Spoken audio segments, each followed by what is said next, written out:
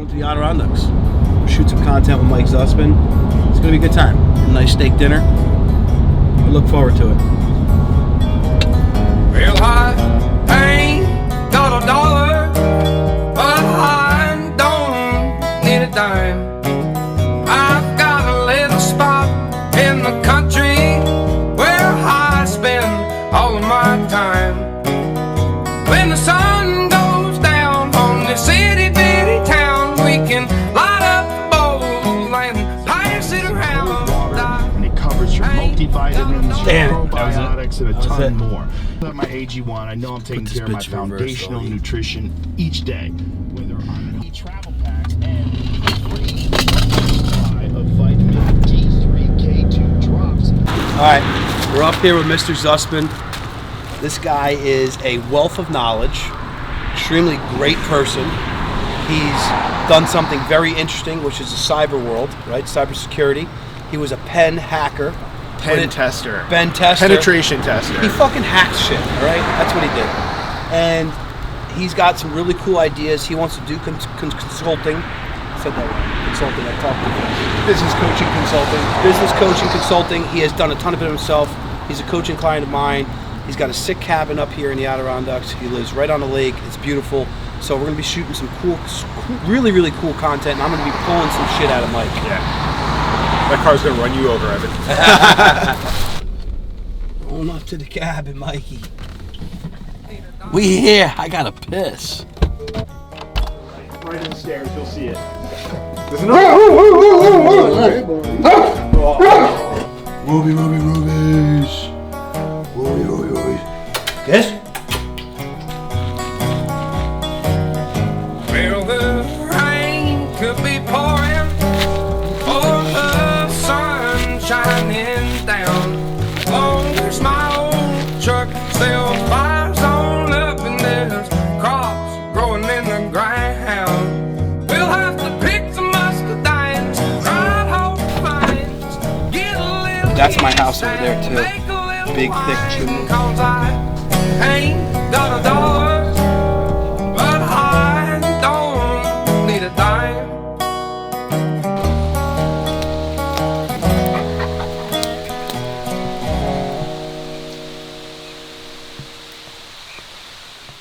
There's a lot of fucking mosquitoes. What's up with all these mosquitoes, dude? They got West Island here? What's this? Me at your car. It's driving on crazy shit that I never do. Gonna build it strong. Yeah. With sun-baked bricks. Build it near a river. This will close down in deer season, and we'll actually walk by this guy's deer blind. Just take us to a mountaintop? Yeah. Go get him. Go.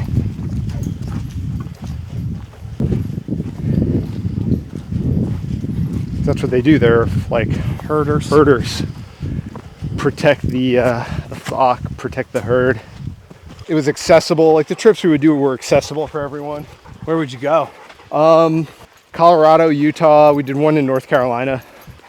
Do you think that was like a great catalyst to bringing your crew together to help exit that thing? Oh, 100%. Like, when we do things like wilderness survival training, firearms training, we didn't do fucking pizza parties. What would a trip like that cost you for the whole company? 30, 40 grand. Yeah, it's not cheap. It's not cheap, but the other thing to consider, in later stages, we had offices, but everyone worked remotely. We had some like shared office space as kind of rallying points, places for people to go. So it was even more important to bring people together. Right, so we had two formal get-togethers. One in the winter, which was kind of like our annual kickoff. It's very business focused. Updates on our strategy, updates on company performance, what are our goals and priorities for the year. Like get them on that. Culture. Well, it's two things. It's culture. We got some mud here, huh? Yeah, a little bit of mud. We can snake our way around it. I'm gonna go left up the grass. Ruby's gonna go wherever she goes. But yeah, how do you embrace a remote first culture as a competitive advantage in the marketplace, right? What do you think, typically speaking, a tech company, cyber company like yours would probably be made up of people who are introverts? Yes, but everybody needs a tribe, right? But we created a culture where Everybody was outspoken and that person would comfortable. feel comfortable presenting to the entire team, whatever it might be. So what we did, figure out how to align everyone's interests with the interests of the business. Didn't always work. For us, it worked a lot because nobody got into cybersecurity for a job at our company anyway. Everybody got into it because they were passionate about it. How'd you recruit? Mostly word of mouth.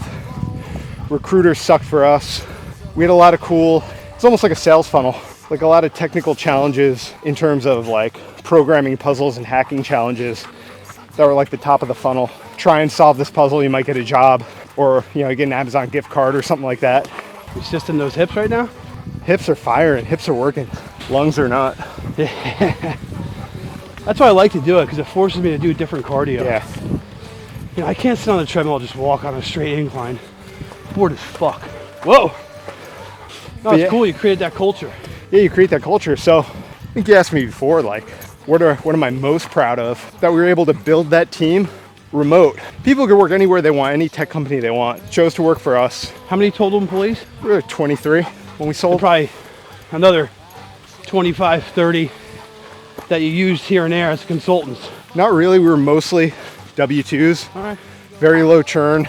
I mean, I think another unique thing about our business, we were very flat. So we were like 3 partners, 3 C-levels, an operations manager, and then like, depending on the time of year, 18 to 20 full-time employees who were just consultants / engineers. And we did a lot of work building simplified processes and systems. Like explain that a little bit more, because it's easy for even someone like me who consults to be like, hey pal, you need some more systems, you need to automate, you need to optimize. Drill down a little bit more. So from a delivery perspective, like that's what we did. That's what the partners cut their teeth doing, delivering cybersecurity assessments. So we just knew how to do that very well. And we used like the latest and greatest software solutions, cloud shit, to make sure that it was streamlined, easy, and secure. Where we struggled for a little while was like HR, payroll, Stupid shit benefits. And then we found an awesome PEO called JustWorks. Offer you the health insurance, payroll, best health insurance, everything, all in one self-serve package. payroll, super easy. And then we found a good financial partner. Ryan Robbins? We didn't know about Ryan Robbins at the time, but accounting firm helped us with bookkeeping and built us a financial model so we could actually model cash flow. Understand your 12-week cash flow, your Yeah. pipeline. That's extremely important. Oh yeah, like a simple tweak we made just much earlier on. We would just do our project and bill the invoice. This probably sounds really dumb to a lot of people. At one point, somebody told us like, hey, why don't you bill milestones? Bill 50% up front. Yeah, you didn't think about that. Game changer, like for cash flow. Yeah, it helps big time. Yeah. I think cash flow is the biggest problem for small business owners. Wow. That's what I'm looking for, Mikey. There you go. Look at that. Woo! So that's my lake. That's Loon Lake. Oh, that is you? Yeah. Where are you? See that finger going off to the left? This. Yeah. All right, so here's the pond. That's not even that pond. That's the north part of my lake. Pond we drove by is around there. No, I'm saying that's the end you were talking about. Yeah. That's what it's about right there, dude. Only gets better up here. All right, let's go. Want to eat some shrooms? Ruby, you waiting for us? Up here in the clouds, baby. It's nice up here. Beautiful wind. Yeah. The Hudson River is over there. I guess you would call it the headwaters of the Hudson. I don't know. A lot of What the hell's this rafting. platform for? Old cabin or tent platform probably. Oh, here we go. This will explain the view to you. So just a couple of named peaks, Crane, Gage, Hickory. In the foreground, that's Loon Lake. I used to mountain bike a lot. Like even midweek, I'd go for a 2-hour bike ride. But right now, like, hey, can I get to CrossFit for an hour in the morning? Yeah. Do it. Woo! Ruby, where are you going? One of the most organized excursions we ever did was we did survival training with a guy who was on Naked and Afraid. That's cool. That was pretty funny. That guy was a trip. Were you out for the night? No. It was just daytime, broke up into 2 groups. You guys learn how to make cordage. You guys learn how to start a fire, do some first aid, rotate. So when you're going back to just more systems, processes, your consulting business, like what do you think made you and your partners, and I want to be more specific with you because I'm talking to you, made you guys unique to go get that exit that you did at such a young age in the cyber community? And again, this doesn't have to just apply to cyber or tech. Yeah. I think we had 3 things nailed down pretty well. We had a good vision and strategic thinking, which is where a lot of my strength was. We had a solid operator, chief operating officer, and my partner Max, and we had somebody who was really took control over managing our corporate culture, which for us was very nerdy, tech focused. And that was in Jeremy. And again, you were remote. And we were remote, which made it very important. But it also made it fun for the team. Like, we used the latest and greatest cool technology. Everybody had MacBooks. Everybody had cool tech. I think what a lot of larger businesses don't recognize is how, when done right, that cool tech like makes business easy for your people. And it's fun. They want to use it. If they're tech nerds too, they like that shit. They love it. So it makes it fun, makes work fun, or even more fun. But yeah, we had strategy, operations, and culture lockdown, and then it came down to operating rhythm. And that's what we had to learn. Like, we needed to be really disciplined about meeting rhythm, about prioritization, meeting rhythm, and communication. Like, how do we set annual and quarterly priorities? How do we hold ourselves and the entire team accountable to getting the hard stuff done? Yeah, because it's easy to have big goals and be like, we're just going to go work towards that.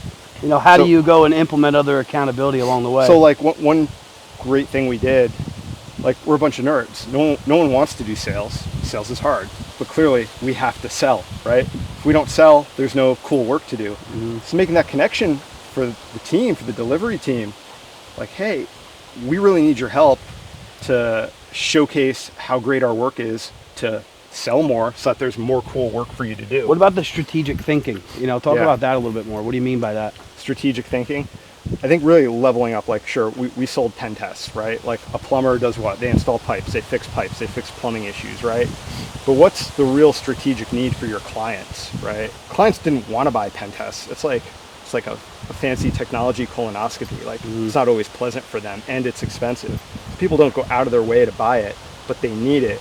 But what business problems does it really solve for them strategically? A pen test, when done appropriately, can help them make their product more secure, which will allow them to sell more effectively in their market. It will help them grow. So aligning what we did with the strategic needs of our clients was a win-win. Win-win. Yeah. And it also it's enabled us like to 101 stand to out. negotiation. Yeah, but it let us stand out because we were playing in a really commoditized space where everybody's selling cheap pen tests. Well, hey, why are you guys different? Because we really listen to our customers. We give a shit about what you're trying to do. We're here to help you grow. We're not here to just hack your stuff and take your money. We wouldn't have gotten to where we were without those coaches. We needed multiple coaches, and you outgrow coaches, and that's perfectly fine. Quick. But you got to be aware of that, and your coach should be aware of that too. You shouldn't have a coach who's trying to like string you along. Like, no, guys, Put a 2-year contract in place. Like, I got you where you need to be. Now go fly, right? I do 3-month coaching, as you and I do. I mean, I think I should be able to offload the mindset exercises. I should be able to troubleshoot, I should say, and then connect you to the resources you may need if you need them, and then let it go. It doesn't mean we don't stay in touch, but we don't need to have a hour session every week, and or text 10 times during the week. Exactly. 3 months is good. Obviously, a bigger company, you sign on for 6 months or a year at a time. But I mean, the coaches for me, even in the last 12 months of my own business career, have completely leveled me up. And then now I'm still working with Rob Bailey and Keaton to some degree, but okay, what's the next coach I need or want? Is it a completely different personality? Is it the same personality? Is it just more mature? So what you're doing and the value that you can bring back to, obviously tech companies is a given, but just any business owner that is looking to get those 3 or 4 main things inside their business, they'd be stupid not to come and talk to you. Yeah, absolutely. Anybody can help anybody, but we've all got our sweet spots, right? Like, I know for me, it's probably 1 to 10 million revenue B2B services businesses, right? Yeah. It's probably my sweet spot. I can help others, but being very honest with what your strengths are and how they apply to, certain businesses and certain business situations is really key for a good coach, a good consultant in general. And so, right now I'm working with 2 coaches. I'm working with you. I'm also working with Kip Fulks, former co-founder of Under Armour. He's got his method mindset curriculum going.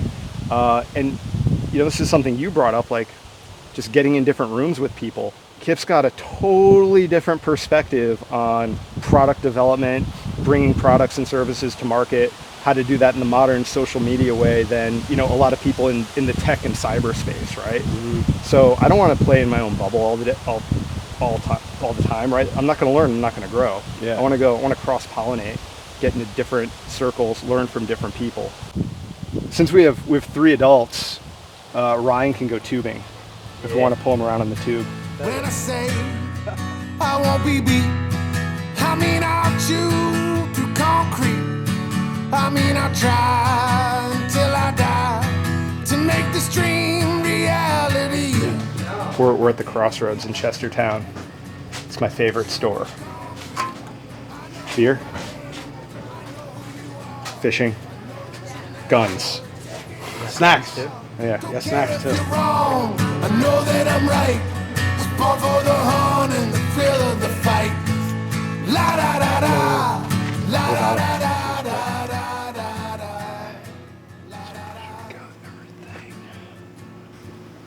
Fuck. Look at that spider. Oh yeah. Holy shit.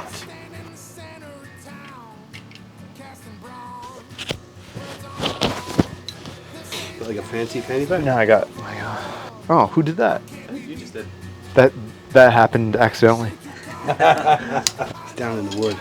Oh great. Well, you're getting the wood for the fire tonight. There he is. Yeah. Yep. He's right on top. Watch out!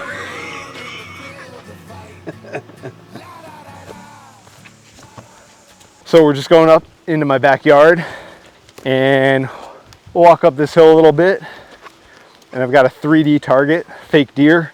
We'll set that up. I'll climb a tree and take some practice shots on the deer. Now he's doing this in preparation to what? You're going out to Colorado? Well, yeah, I'm going out to Colorado for elk in 2 weeks, but that will be mostly hunting from the ground, not from the tree. Then when I get back, like September 9th is Hunting season starts? hunting season starts in Jersey. And then I think end of September, hunting season starts up here in upstate New York, or early October, I forget. So who beat this thing up last time you left? I think another deer came in and took it out. Just fucking they Seriously? fight each other, yeah. Really? Yeah. I swear to God. I left it standing upright. I don't know if we can find that other fucking peg. Probably not. Watch this. Just fucking saved a deer, dude. I'm just like Rob Bailey, dude. I saved a deer. You see his vlog? There we go. It's good. I mean, Come on, bro. that was pretty good. I'm like a fucking survivalist, dude. All right. One men's retreat. Look what Wes taught me. I could stand up a fake deer so he could shoot. What do you got? Plastic bows?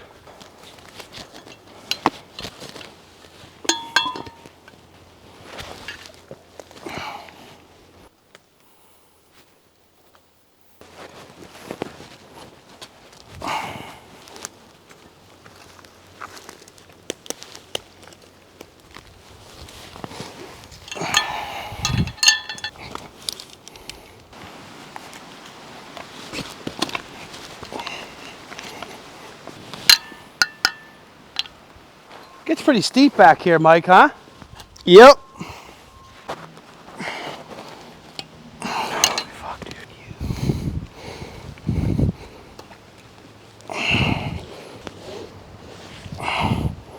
So we did the climbing sticks, put one at the bottom of the tree, put my lineman's rope around the tree, put another stick up, started climbing, used this rope to keep me close to the tree, put my third one up, climbed up a little farther, and then I strapped this platform to the tree, and then I used my lineman's rope to climb all the way up, got onto the platform, and now I'm switching to my tether. So I'm actually gonna take this rope off now, and if all goes well, I'm still attached. So this is saddle hunting.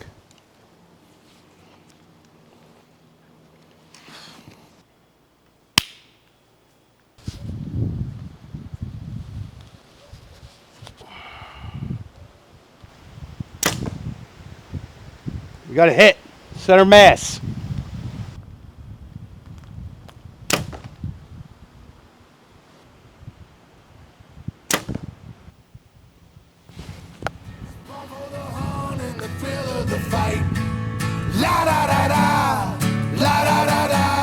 Stab you? No,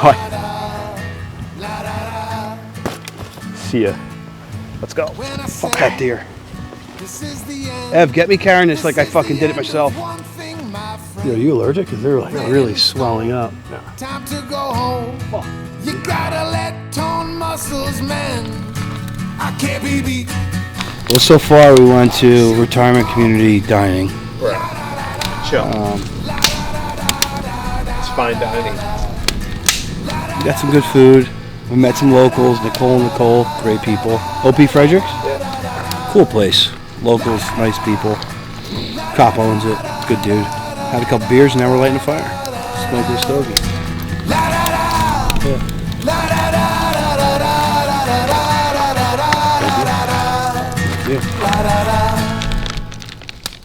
I've been selling my soul, working all day, overtime hours for bullshit pay, so I can sit out here and waste my life away, drag back home and drown my troubles away. It's a damn shame what the world's gotten to for people like me, people like you. Wish I could just wake up and it not be true, but it is. Oh, it is living in the new world with an whole soul. These rich men north of Richmond, Lord knows they all just wanna have total control. Wanna know what you think, wanna know what you do, and they don't think you know, but I know that you do. 'Cause your dollar ain't shit, and it's taxed to no end. 'Cause the rich men, know the rich Got men. it? Yep. Oh yeah, he looks like a good size. Mike, you gotta take this motherfucker off the hook for me though. Oh yeah, he's a nice size. Nice. Bring him in. That's a big bass. Yeah, baby. Let's go. Let's go. I told you I was gonna catch one of these fucks. Lip. Look at that. That's a smallmouth. Bang! Here you go. What was that thing, like 10 pounds? 2 pounds. Mike, you're so mad right now that I caught the first bass. I'm just mad that I missed the first bass. You know? It was a big hit. No one cares about who lost the I Super know. Bowl, Mike. On to the next one. Pretty much you take me elk hunting, I'll take down the biggest elk in the pack. I just bring this stuff into my universe. This is like manifesting, you know? There aren't packs of elk. They're herds. It's packs of elk? Herds of elk. Herds? Herds. Herds, pack, same shit. Whatever, dude. Do you want to fish this rock? There's a large Or rock you want to there. keep talking shit? I'm gonna talk shit and fish. On the island. Me or him? You. I'll swim back. Let's go. Let's go. Let's go. Number 2, baby. Let's see what it is. He's I think smaller. You got a pike. He's small or I something. get that it's a baby pike. Yeah, it seems small. Oh! Oh, little largemouth. That's smallmouth. He's smallmouth too, yeah. He ain't nailed it. Yeah, dude, he went deep. Bang! That's 2! That's nice fish. Let's go. This guy swallowed this bastard though. Let's try to save him. We gotta try to save this guy.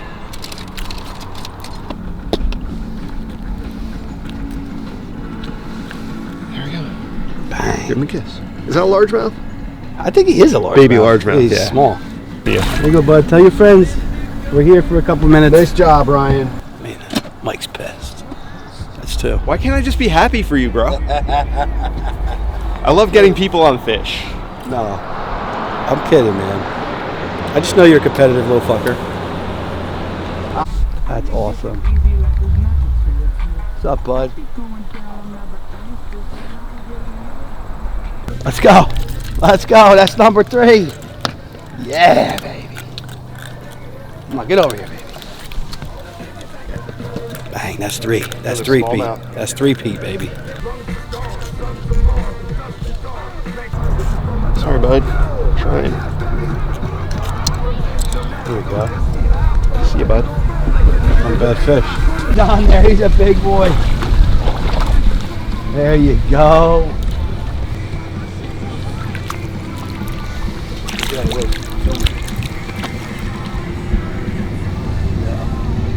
you. Little largemouth, right? See you, bud. Thanks for making sure I don't get skunked today. I think I can move us to lunch now. Finally, this guy caught a fish. No, go home. I'm gonna add that on to his coaching fee. Let's go. Nice.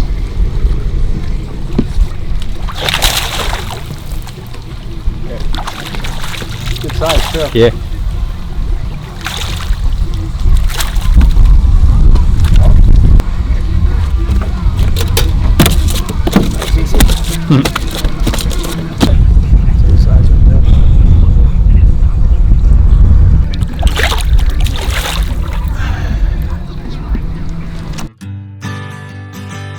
Gonna build a home in the land of giants. So we're here, Mike's backyard. This is a sick place, dude. I can only imagine it with the lake frozen and a foot of snow on the ground. We have about 2-3 acres right behind us. This gets steep quick. Mike's truck is actually up in the woods. It's awesome. We had some great conversations. We had some really good vision discussions on where you're going to be going, and talk about that a little bit. Yeah, absolutely. I think a lot of people at this point probably know that I spent the last 15, 20 years of my career in tech and doing cybersecurity. Built Carve Systems with my partners. We sold that. Now I'm still working as a cybersecurity evangelist, but now I'm branching out into other things. So doing a lot of outdoor writing for Field Ethos, which is a lot of fun. And I'm working on some creative ways to combine my love for technology and cybersecurity with the outdoors, hunting, fishing. So yeah, I got a lot of cool projects in the works, and I'm really excited to start putting that out in the world for everyone to see. And I'm also starting to do some coaching and advisory for businesses, right? Helping businesses grow the same way we grew Carve Systems over a decade. So it's really cool. I'm starting to figure out how to put it all together, working with you to figure out how to communicate this with cool, engaging content. And yeah, it's been a lot of fun so far. A little bit of mindset too, we've been working on, right? Yeah. When you're hyper focused on a baby for so long, which was Carve Systems with your partners, and then you get the exit you do, you kind of lose the mission. We talked about this last night. Yeah, you lose the mission. It's like, what do I do now? Yeah. Right? Like, you were so focused. And on top of that, it's like, wow, I might need to start over doing something completely different that I've never done before. And Mike is limited to what he could say, not to cut you off. Mike is limited to what he could say due to his non-competes with the company that purchased him. But let's just say Mike was a very, very lower middle class family guy, never went to college full time, playing with some computers in the basement with this weird guy, to exiting for a very large sum of money. That if he really didn't want to work and he lived a small average life, he could probably not work for 10 to 15 years. On paper, I was a full-time college student. I just didn't put in the work. No work put in. But this was awesome. We're going to come back this winter. We're actually going to do a little exclusive pit event. Mike's got a beautiful house here, but we could probably only sleep 6 to 8 people. That will be first come, first serve when we launch it. But we're going to do some stuff around hiking, some stuff around ice fishing, and some stuff around just hanging out in the mountains. So stay tuned, Mike. Thank you very much. This is awesome, brother. Hanging out in the mountains and growing businesses and growing companies. That's absolutely what I'm all growing about, each other. Thank you. Cool. Thanks, guys. Peace.